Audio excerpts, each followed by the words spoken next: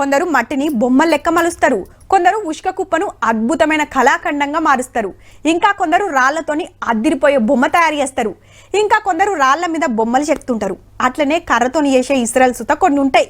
వ్యవసాయంలో ఆడకం చేసే ఇస్రాయల కాంచెలి ఇంట్లోకి ఆడకం చేసుకునే వాటి దాకా మనకు తెలిసి ఉన్నోళ్ళైతే టేక్తోని చేయించుకుంటారు.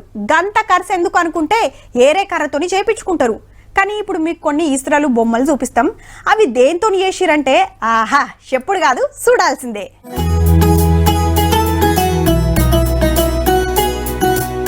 బుట్టలు, తట్టలు, గంపలు, కూజలు, వాటర్ బాటిళ్లు, పెన్నులు, శంకులు, తబల, 3 చక్రాల బండి, టోపీలు, పూలకుండీలు, బొమ్మలు, కత్తులు పెట్టుకునే ఊరల కంచెల్లి వెనకటాడకం చేసిన వస్తువుల దాకా అరొక్కటి ఉన్నాయి. అట్లాంటి ఏకుతోనో ఇంకో కర్రతోనో చేసినవి కాదుల్లో, మొత్తం వెదురు బొంగులు, వెదురు లేతాకులతో చేసినాయి.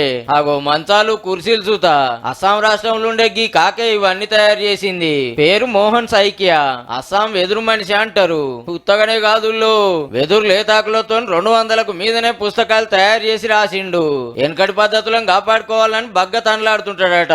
అగో ఇప్పటికి సుతేదో తయారు చేస్తున్నాడు. కళ్ళద్దాలు అద్దిరిపోయినాయి పో. కాక రాసిన వెదురు ఓయిలు పెద్ద పెద్దోళ్లతో దిగిన ఫోటోలు అవార్డులు చూపించుకుంటా చిన్న మురిపం కాదు. అగో కాకేసుకున్న కోట్ను మంచిగా చూసిరో లేదో, అది సుత వెదురు బొంగులతో చేసింది.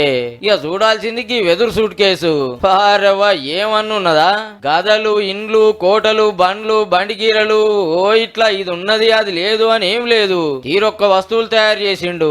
ఏ వస్తువు చూసినా అద్భుతమే. ఎదురుతోని బొమ్మలు చేసుట్లా ఎదురే లేదనిపించుకుంటుండు పో కాక.